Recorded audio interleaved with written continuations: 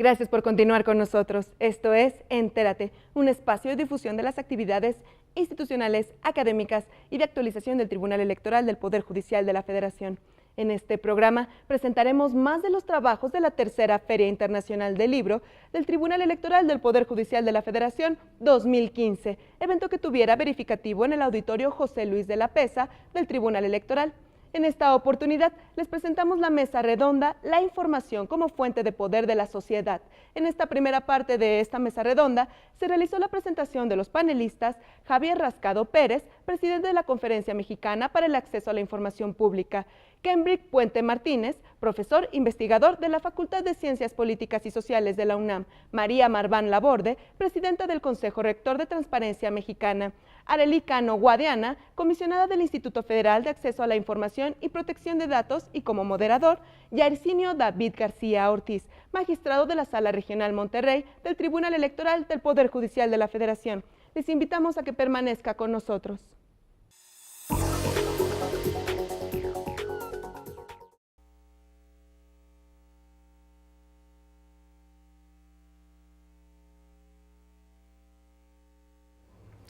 Muy buenas tardes y nuevamente sean bienvenidos a esta última mesa redonda en el marco de este programa académico de la Tercera Feria Internacional del Libro.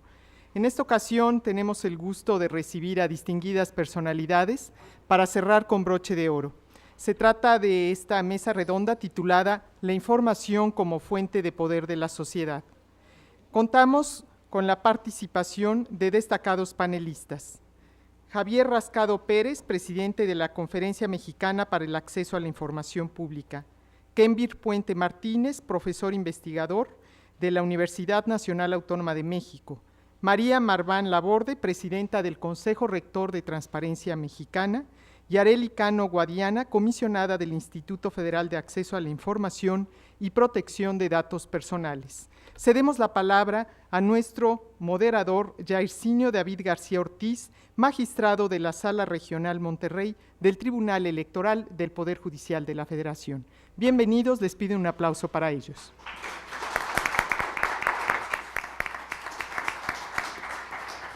Muy buenas tardes.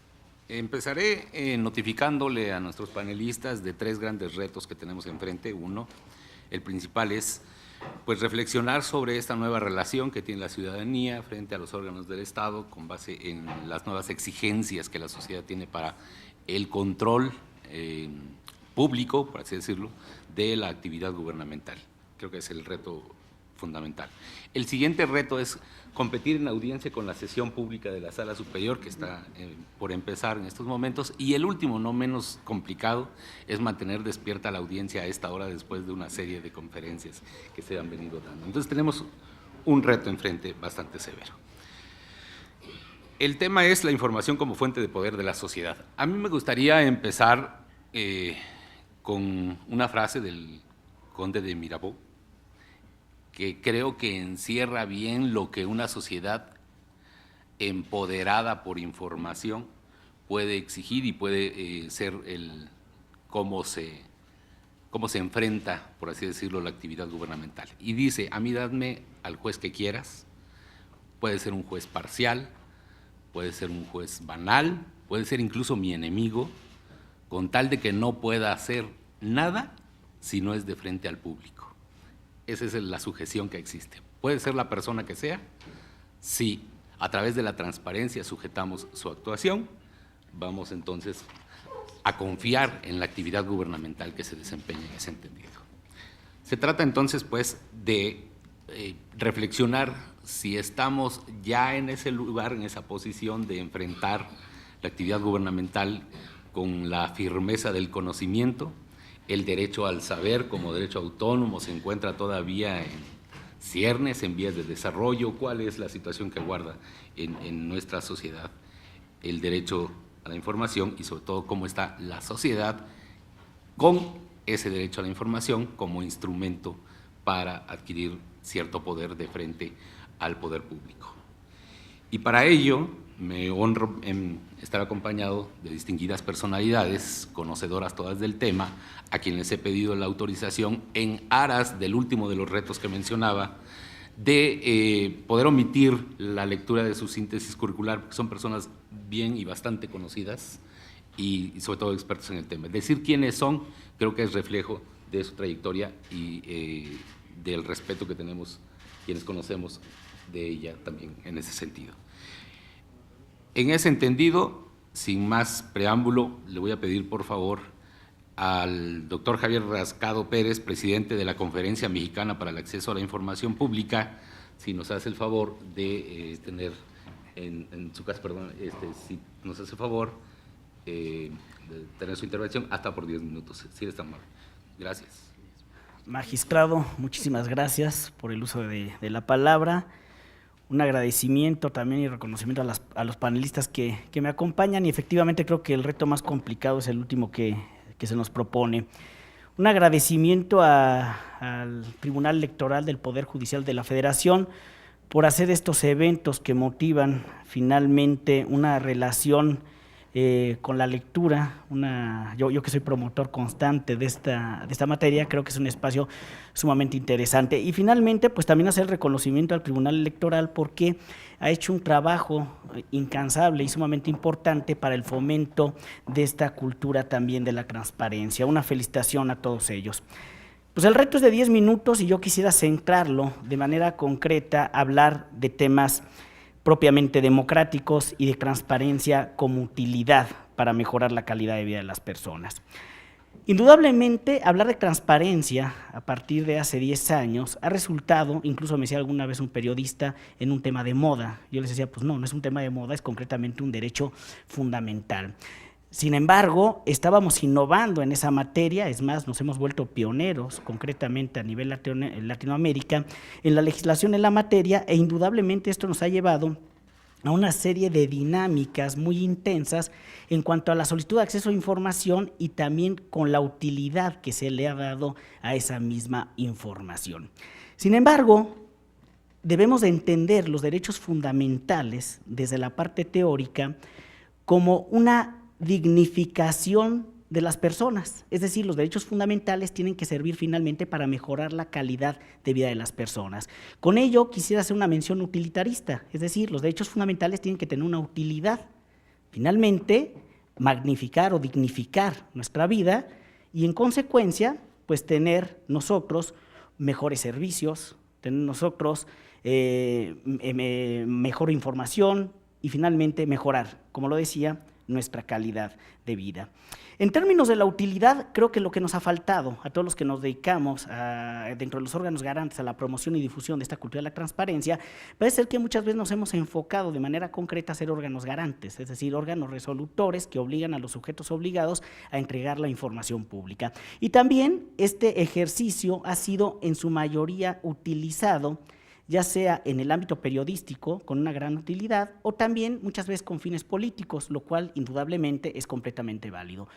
Pero insisto, tenemos que ir transitando hacia generar una utilidad de este derecho a acceso a la información, es decir, aterrizarlo, hacerlo plano y que finalmente sea alcanzable para todos nosotros.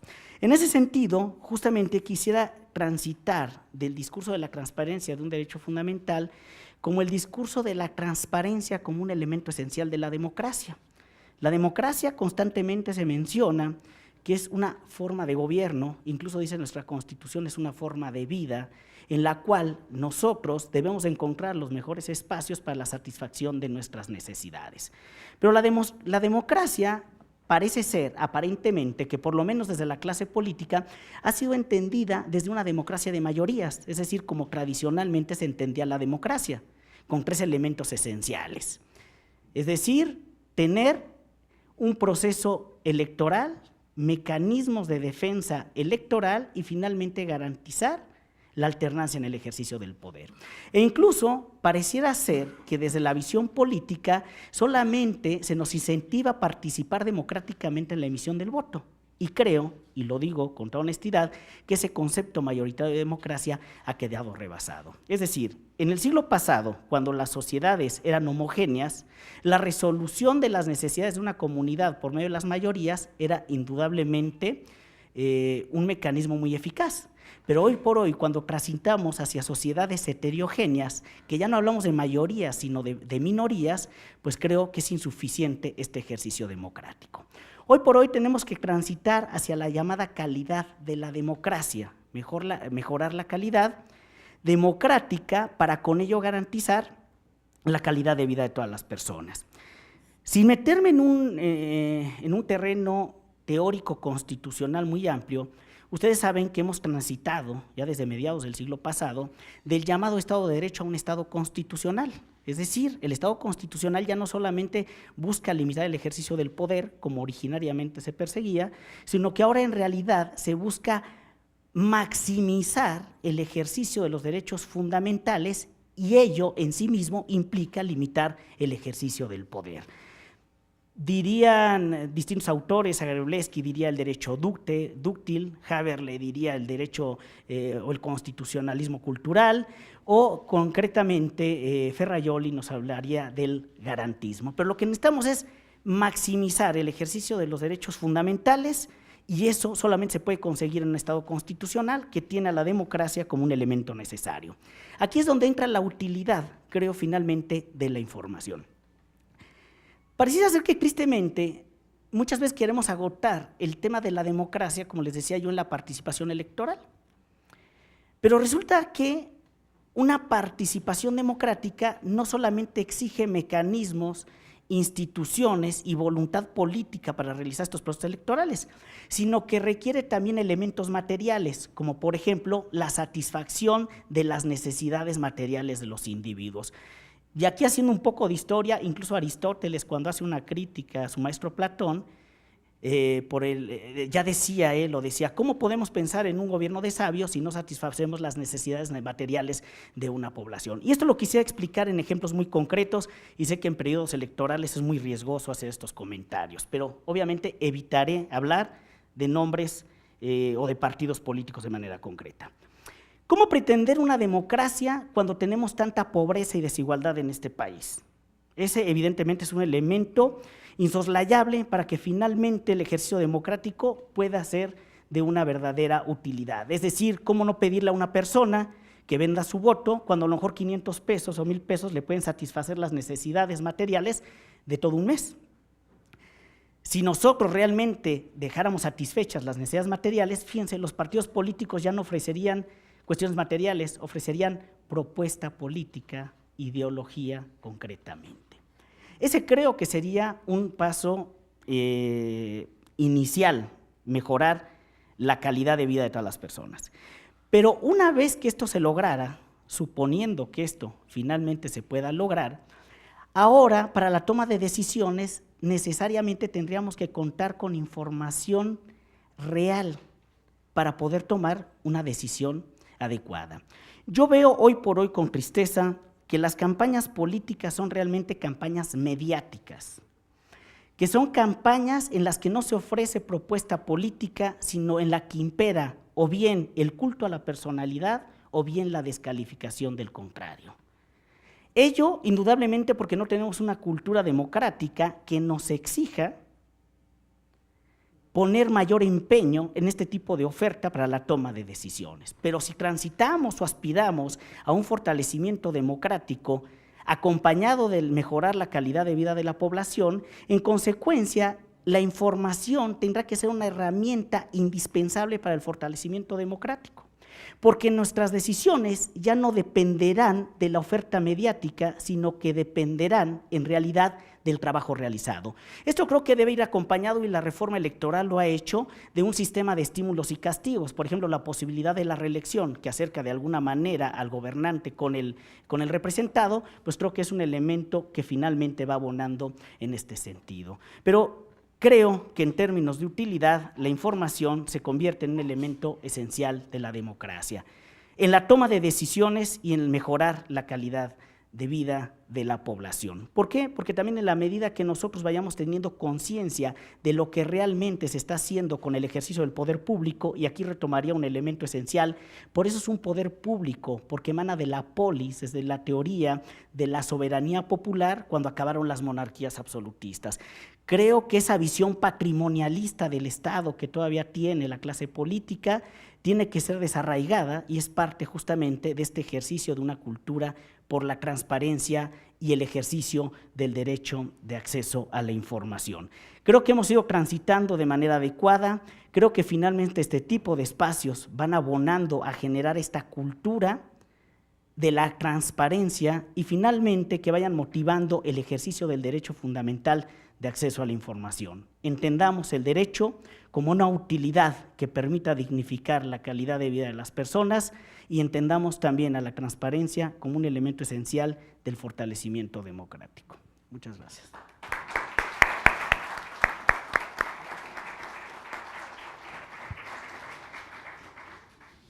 Muchísimas gracias, doctor Rascado. Entiendo que la utilidad de la transparencia, de acuerdo a lo que señala, va en función también de la satisfacción de ciertas necesidades, de las necesidades básicas, y entiendo también la transparencia o la maximización de los derechos como un elemento indispensable de la democracia.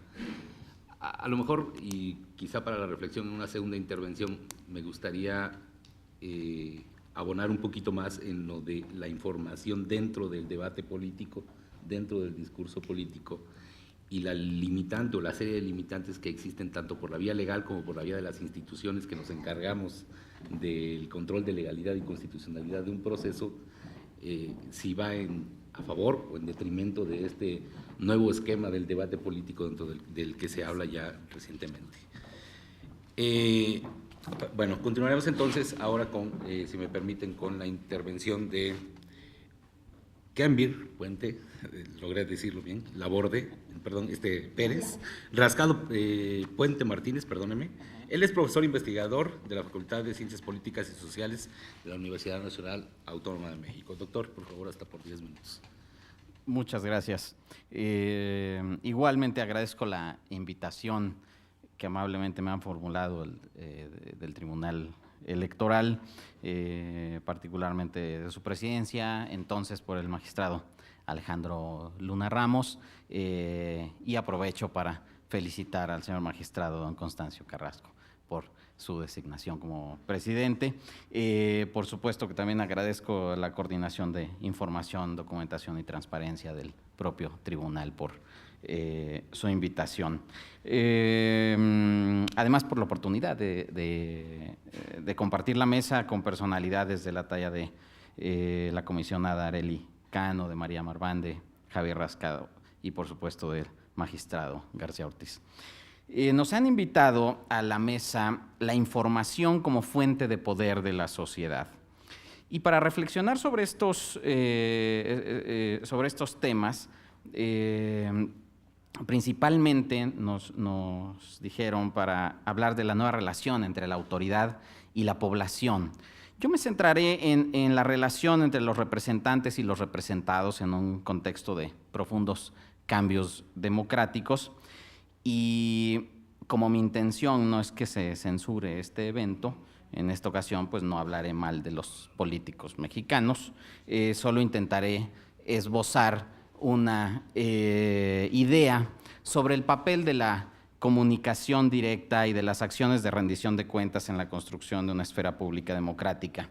Y si me da tiempo también quizá compartirles una anécdota y anticipo mi disculpa por ello. Hace algunos años, en una famosa revista norteamericana, en la New Yorker, se publicó una caricatura donde presentaba a un grupo de senadores de varios partidos políticos que celebraban la aprobación de una nueva disposición legal aprobada aparentemente por unanimidad. En la caricatura, uno de los legisladores expresaba muy complacido: compañeros, esta reforma transformará radicalmente la forma en que evadimos las leyes. Cualquier parecido con nuestra realidad, por supuesto, que es mera coincidencia. Esa imagen nos recuerda que las leyes no bastan para cambiar nuestras realidades, pero mucho menos nuestras convicciones. Y una de las convicciones más arraigadas en la sociedad, no solo entre la élite política o los gobernantes, es que el secreto, la opacidad, la discrecionalidad son fuente de poder. La normalización del discurso secreto durante el ejercicio del poder se expresaba en su forma más exquisita como la razón de Estado, es decir, aquellas razones o motivos que el pueblo no puede entender y que solo es capaz de comprender en su totalidad el gobernante. Michel Foucault decía, cito, para el poder, y por poder se refiere a las relaciones de poder con la autoridad, el secreto no pertenece al orden del abuso, el secreto es indispensable para el funcionamiento de la maquinaria gubernativa. Es decir, para Foucault, el secreto es la esencia del poder político mismo. Incluso, si recuerdo, había una serie de televisión de la BBC que se llamaba Yes Minister, y el primer capítulo de la serie de la BBC es una serie muy vieja de los 70s. El primer capítulo de esa serie se llama Gobierno Abierto, en los 70s. Y en ese primer capítulo, el ministro, al que nombran ministro creo que era de comunicaciones o algo así, decide impulsar una agenda de gobierno abierto. Y lo primero es que entra el asesor de carrera del ministerio y le dice, señor ministro, está usted cayendo en una contradicción, porque este es el gobierno, y se es gobierno o se es abierto. No puede haber ambas cosas. El secreto, entonces, ha sido el dispositivo institucional que sirve como mecanismo de operación gubernamental y cuya consecuencia es el control político autoritario. Es un instrumento que permite a quien detenta el poder político gobernar sin responsabilidad. Como parte del discurso autoritario, resulta normal que las decisiones públicas y los dilemas colectivos sean resueltos sin deliberación pública alguna. Por el contrario, la deliberación enfrenta el riesgo de que las políticas y los cambios de política no dependan de la voluntad del gobernante y en la lógica del discurso autoritario se enfrenten riesgos de ingobernabilidad por la irresponsabilidad e ignorancia de las masas. En el discurso autoritario, todos aquellos que no forman parte de las instituciones de poder están descalificados para conocer las entrañas del poder mismo. Ahí no solo se reserva el derecho de admisión, también el de información. En el discurso autoritario, entonces, el ciudadano está desprovisto de capacidad, ya no digamos para tomar decisiones, sino para entenderlas. El supuesto de que solamente el gobernante puede discernir sobre lo que es mejor para la sociedad y evitar los males generalizados mediante sus decisiones particularísimas es el eje argumentativo que justifica el ocultamiento de los asuntos públicos y la reserva de información. En otras palabras, el secreto ha sido el motor de burocracias en los regímenes autoritarios y del funcionamiento regular de las estructuras administrativas, de la misma forma en que los procesos de carácter estrictamente políticos han estado estrechamente ligados al ejercicio del poder sin responsabilidades. Cuando se publicó por ahí de 2009-2010, quizá Arely se acordará, un texto mío sobre actividad parlamentaria titulado Legislar en la oscuridad, publicado por el Instituto de Acceso a la Información Pública del Distrito Federal. Un coordinador parlamentario, cuyo nombre no recuerdo en este momento, afirmó, ni su partido exactamente, afirmó en una entrevista, cito, en cuanto a lo señalado por el maestro Puente, es muy fácil desde el escritorio de una institución académica juzgar la dificultad de la política. Yo diría que cumplimos en materia de transparencia y más de la cuenta. Si desde la comodidad de un escritorio no podemos juzgar, termina la cita textual. Mi pregunta, si desde la comodidad de un escritorio de la vida académica no podemos juzgar la complejidad de la política, y los legisladores no solo cumplen, sino que cumplen de más en materia de transparencia, Entonces, ¿qué hacemos discutiendo estos temas aquí? Celebremos. Efectivamente, la política es compleja, pero no incomprensible, aunque algunas decisiones lo parezcan. El comportamiento de los actores es el resultado de una combinación de factores, entre los que destacan la historia, la cultura, la ideología, el contexto, la coyuntura, las normas y las reglas institucionales, es decir, las reglas del juego político. Muchas de estas reglas son reglas no escritas, transmitidas de voz a través de la experiencia. Es cierto que poco margen de maniobra tiene el político en lo individual para cambiar el estado de cosas cuando los cambios de política dependen de acuerdos entre muchas partes. Es cierto que cambiar la práctica de la opacidad por una política de transparencia es algo muy difícil, sobre todo cuando los propios actores que configuran la mayoría o la totalidad se benefician del statu quo. Así es difícil la política, pero más difícil cuando se cree que es la única forma de obtener beneficios del quehacer político. Si no mostramos a los políticos que hay incentivos para la transparencia, el statu quo permanecerá, incluso cambiando las leyes, pues despertaremos el espíritu creativo para configurar un catálogo de estrategias de resistencia al cumplimiento de la ley. Las convicciones como la de suponer que el secreto es la fuente de poder debe transformarse en la vida pública. Debemos trabajar en todos los niveles de la sociedad para construir lazos de confianza. Esa confianza de la sociedad no se construye a partir del secreto. Por el contrario, la política de transparencia y el principio de máxima publicidad también pueden otorgar certidumbre, legitimidad, dinámicas de reciprocidad, pueden favorecer la cooperación, construir confianza y capital social. ¿Pero es eso posible?